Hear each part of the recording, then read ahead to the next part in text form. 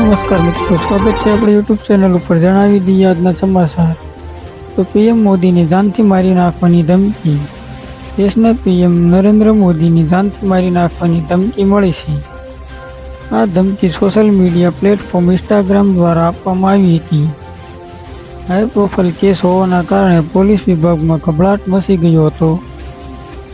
ધમકીને મેવાત સાથે જોડવામાં આવ્યા બાદ રાજસ્થાનની ડીક પોલીસ સક્રિય બની હતી।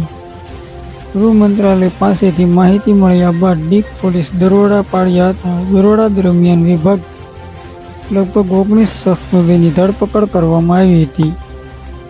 જો મિત્રો તમે નવા હો આપણી ચેનલ પર તો સબસ્ક્રાઇબ કરી લો આપણી ચેનલ। પાસે આપેલા બેલ આઇકનને જરૂરથી દબાવી દેજો, જેથી કરીને દેશ દુનિયાના સમાચાર સૌથી પહેલા તમને મળે।